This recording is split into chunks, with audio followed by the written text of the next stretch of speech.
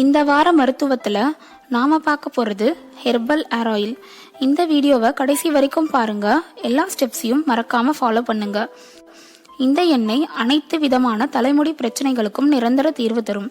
இது முடி கொட்டுதல், பொடுகு, இளநரை, நரைமுடி, பேன் தொல்லை, தலைப்புண், தலைக்கிருமி போன்ற அனைத்து தலை சம்பந்தப்பட்ட பிரச்சனைகளுக்கும் நிரந்தர தீர்வு தரும். வாங்க இப்ப இந்த எண்ணெயை எப்படி செய்யறதுன்னு பார்க்கலாம். வாங்க இப்ப இந்த எண்ணெயில சேர்த்திருக்க பொருட்களின் பயன்கள் என்னன்னு ஒவ்வொன்னா பார்ப்போம். இது வரைக்கும் சேனலை சப்ஸ்கிரைப் பண்ணாதவங்க இந்த ரெட் கலர் சப்ஸ்கிரைப் பட்டனை பிரஸ் பண்ணிட்டு பக்கத்துல இருக்க பெல் ஐகானையும் கிளிக் பண்ணிடுங்க. அப்போதான் நான் போடுற வீடியோஸ் உங்களை தவறாம வந்து சேரும். Welcome to masala treat. சேஃபா சமைங்க, சந்தோஷமா சாப்பிடுங்க. நம்ம சேனல்ல ஒவ்வொரு வாரமும் 4 வகையான வீடியோக்கள் கிழமை வாரியாக பதிவேற்றப்படும். கற்றாழை. கற்றாழை தலைமுடி உதிர்வை குறைத்து தலைமுடியை நன்றாக வளரச் செய்யும். இது ஒரு கிருமி நாசினி என்பதால் இதை தலையில் தேய்த்தால் பேன் மற்றும் பொடுகை போக்கும். இது மிகுந்த குளிர்ச்சி தன்மை கொண்டதால் உடல் சூட்டை தணித்து கண்களுக்கு குளிர்ச்சி தரும். இந்த எண்ணெயை தடவினால் தலை சம்பந்தப்பட்ட அனைத்து பிரச்சனைகளும் தீரும். இது தலைவலி மற்றும் தலையில் ஏற்படும் எரிச்சலை போக்கவும் உதவும். செம்பருத்தி. செம்பருத்தி நம் முடியை அடர்த்தியாக வளரச் செய்யும். இது நம் முடியை மிருதுவாகவும் கருமையாகவும் வைத்துக்கொள்ள உதவும். இது நம் முடியை வலுவாக்கி முடி உடையாமல் பாதுகாக்கும். கரிசலாங்கண்ணி முடி உதிர்வை போக்கும், நரைமுடி வராமல் காக்கும். இது நம் முடியை வலுவாகவும் அடர்த்தியாகவும் கருமையாகவும் வைத்துக்கொள்ள உதவும். சீந்தல். சீந்தல் உடல் உஷ்ணம் குறைக்கும், முடி வளர்ச்சியை தூண்டும். ரோஜா. ரோஜா இதழ் நம் முடியை கண்டிஷன் செய்து நம் முடியை பட்டு போல மிருதுவாகவும் ஸ்மூத்தாகவும் வைத்துக்கொள்ள உதவும். மருதாணி. மருதாணி இளநரையை சரி செய்யும். இது உடல் வெப்பத்தை தணிக்கும், தூக்கமின்மை மற்றும் மன அழுத்தத்தை போக்கும். இது தலைப்புண்களை சரி செய்யும், முடியை கருமையாக்கும். பொடுதலை. பொடுதலை நம் தலையில் உள்ள பாக்டீரியாக்களை அழிக்கும், பொடுகை போக்கும். கருவேப்பிலை. கருவேப்பிலை இளநரையை மாற்றி மீண்டும் முடியை கருமையாக்கும், முடி வளர்ச்சியை தூண்டும், ஞாபக சக்தியை அதிகரிக்கும். வேப்பிலை. வேப்பிலை ஒரு கிருமி நாசினி மற்றும் வைரஸ் நாசினி. இது ஒரு ஆன்டிஃபங்கல். இது முடியை வேகமாக வளரச் செய்யும், பேன் தொல்லையை போக்கும். இப்போ இந்த சூப்பரான எண்ணெயை எப்படி செய்யறதுன்னு பார்ப்போம் வாங்க. கடாயில் 250 ml தேங்காய் எண்ணெய் ஊற்றிக்கலாம். இதுக்கு பதிலாக நீங்கள் நல்லெண்ணெய் கூட யூஸ் பண்ணிக்கலாம். இப்போ இதில் சேர்க்க போகிற பொருட்கள் என்னென்னு ஒவ்வொன்றா பார்ப்போம். இது சீந்தல், ரோஜா இதழ், மருதாணி, காஞ்சது, இது காஞ்ச பொடுதலை, காஞ்ச கருவேப்பிலை, செம்பருத்தி இலை, வேப்பிலை, செம்பருத்தி பூ. இப்போ இதை ஒவ்வொன்றா உள்ளே சேர்த்துக்கலாம். நான் இன்னைக்கு காஞ்ச கருவேப்பிலை, காஞ்ச பொடுதலை, காஞ்ச மருதாணி இலை எடுத்திருக்கேன். ஏன்னா எனக்கு ஃப்ரெஷ்ஷாக கிடைக்கல. உங்களுக்கு ஃப்ரெஷ்ஷாக கிடைச்சதுன்னா நீங்கள் ஃப்ரெஷ்ஷாக யூஸ் பண்ணிக்கோங்க. இந்த பொடுதலை நாட்டு மருந்து கடைகளில் கேட்டிங்கன்னா உங்களுக்கு கிடைக்கும். ரோஜா இதழ் பன்னீர் ரோஜா இதழாக எடுத்துக்கோங்க. செம்பருத்தி பூவை இந்த மாதிரி இதழை மட்டும் பிச்சு உள்ள சேர்த்துடுங்க.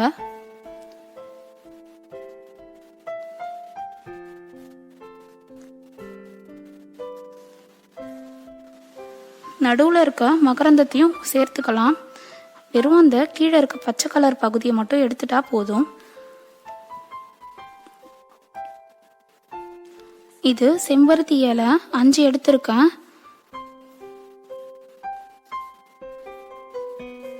இதை இந்த மாதிரி பிச்சு உள்ள சேர்த்துக்கலாம். சீந்தல் இலை 5லேருந்து 7 வரைக்கும் சேர்த்துக்கலாம். அதையும் இந்த மாதிரி பிச்சு உள்ள சேர்த்துக்கலாம்.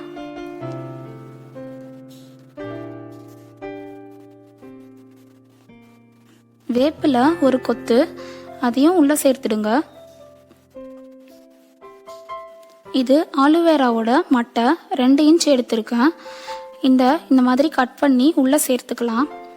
எப்பவுமே எண்ணெய் செய்யும் போது ஆலோவேராவோட தோலை எடுக்காதீங்க. ஏன்னா தோல்லையும் நிறைய சத்து இருக்கு. நம்ம தலைமுடிக்கு தேவையான நிறைய சத்து இந்த தோல்ல தான் நிறைய நிறைஞ்சிருக்கு. இதே நீங்க உள்ளுக்கு சாப்பிட்றதா இருந்தா தோலை கண்டிப்பா எடுத்துட்டு 7 முறை கழுவிட்டு அதுக்கப்புறமா தான் செய்யணும். ஏன்னா அதுல ஒரு விதமான நச்சுத்தன்மை இருக்கு. தலைமுடிக்கு மட்டும் இந்த மாதிரி தோலோட சேர்க்கிறது ரொம்ப ரொம்ப நல்லது. இப்போ இது கூட 1 ஸ்பூன் கரிசலாங்கண்ணியோட பவுடர் சேர்த்துருக்கேன். இது நான் நாட்டு மருந்து கடையில் தான் வாங்கினேன். இது எல்லாத்தையும் ஒரு முறை நல்லா கலந்து விட்டுருங்க. எண்ணெயில் நல்லா கலக்கணும். எல்லாமே கலந்து விட்டுட்டு ஸ்டவ்வை லோ ஃப்ளேம்லேயே வச்சு இந்த எண்ணெயை காசுங்க. அப்போ தான் இதில் இருக்க சாரம் எல்லாம் அந்த எண்ணெய்க்குள்ளே நல்லா உள்ளே இறங்கும். இப்போ பாருங்க, இதில் நுர மாதிரி வருது பாருங்க. இப்போ இது நல்லா கொதிக்க விடுங்க. கொதிச்சுட்டே இருக்கணும். ஒரு 15லேருந்து 20 நிமிஷம் ஆகும் இந்த எண்ணெய் மொத்தமாக நம்ம காசி எடுக்கிறதுக்கு. நடுவில் இந்த மாதிரி அப்பப்போ கலரி விடுங்க. இப்போ இது ஒரு 10 நிமிஷத்துக்கு அப்புறம் பாருங்க, இந்த எண்ணெய் இப்படி தான் இருக்கு. இப்போ ஒரு 15 நிமிஷம் ஆயிருக்கு. இப்போ பாருங்க, நம்ம சேர்த்திருக்க பொருள் எல்லாம் நல்லா காஞ்சிடுச்சு. இப்போ பாருங்க, 20 நிமிஷத்துக்கு மேலே ஆயிடுச்சு. இந்த எண்ணெயில் நுரையெல்லாம் அடங்கி இப்போ இது க்ளீனாக ஆயிடுச்சு. இந்த பொருட்களில் நம்ம சேர்த்திருக்க பொருட்கள் எல்லாம் பாருங்க நல்லா எண்ணெயில் பொரிஞ்சு நல்லா கருக்கி இருக்கு பாருங்க. இந்த மாதிரி கருகணும் எல்லா பொருட்களும். அப்பதான் இதில் இருக்க சாரம் மொத்தம் இந்த எண்ணெய்க்குள்ள சேரும். இப்போ எண்ணெயும் பபிள்ஸும் இல்லை பாருங்க எண்ணெயில். இப்போ ஸ்டவ் ஆஃப் பண்ணிடலாம். நம்மளோட எண்ணெய் தயாராகிடுச்சு. இது நல்லா ஆறுனதுக்கு அப்புறமா ஒரு மூடி போட்டு மூடி வச்சு 2 நாள் வரைக்கும் இதை அப்படியே விட்டுருங்க. அப்படி முடியாதவங்க ஒரு 8 மணி நேரம் நைட்டு ஃபுல்லாக அப்படியே விட்டுருங்க. இப்போ இது 2 நாள் ஆயிடுச்சு. இந்த எண்ணெயை நம்ம வடிகட்டி எடுத்துக்கலாம். இது 2 நாளாக இந்த மூலிகையில் ஊறிட்டு இருக்கிறதுனால இந்த எண்ணெய்க்குள்ள மூலிகையோட சத்து எல்லாம் நல்லா உள்ளே இறங்கிட்டு இருக்கும். இப்போ இதை நம்ம இன்னொரு முறை வடிகட்ட போகிறோம். அதுக்கு ஒரு வேஷ்டி துணியோ இல்லை மஸ்லின் கிளாத்தையோ எடுத்து இந்த மாதிரி ஒரு பவுலில் வச்சு இந்த மாதிரி நூல் வச்சு கட்டிடுங்க. நமக்கு எண்ணெய் ஊற்றும் போது இந்த துணி நகராமல் இருக்கிறதுக்கு தான் இப்படி கட்டுறோம். லைட்டாக இப்படி உள்ள ஆழம் பண்ணிக்கோங்க. அப்போ தான் எண்ணெய் வெளியில் வராது.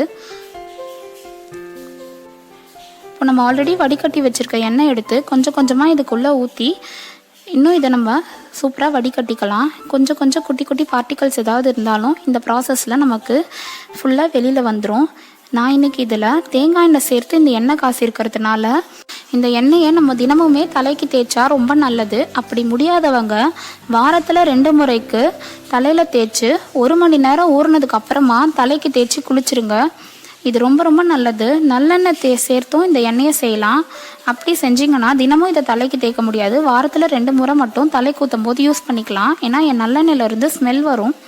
இந்த எண்ணெய் உங்களுக்கு ரொம்ப குளிர்ச்சியாக இருக்குதுன்னு தோணுச்சுன்னா இது கூட இன்னொரு 1/4 லிட்டர் எண்ணெய் சேர்த்து மிக்ஸ் பண்ணிவிடுங்க. அப்போது இந்த கான்சன்ட்ரேஷன் கொஞ்சம் குறையும் நமக்கு. அப்போது தலைவலி எதுவும் வராது. இப்போ இந்த எண்ணெய் தயாராகிடுச்சு. இந்த மூலிகை எண்ணெயை நீங்களும் உங்கள் வீட்டில் செஞ்சு உங்கள் தலை சம்மந்தப்பட்ட எல்லா பிரச்சனையிலிருந்தும் விடுபடுங்க. வீடியோ பிடிச்சிருந்ததுன்னா லைக் பண்ணுங்கள். இது வரைக்கும் சேனலை சப்ஸ்கிரைப் பண்ணாதவங்க இப்போ சப்ஸ்கிரைப் பண்ணிவிட்டு மறக்காமல் உங்கள் ஃப்ரெண்ட்ஸ் அண்ட் ஃபேமிலிக்கும் ஷேர் பண்ணுங்கள். உங்கள் ஃபீட்பேக்ஸை கமெண்ட் செக்ஷனில் போடுங்க. தேங்க்ஸ் ஃபார் வாட்சிங். பாய்.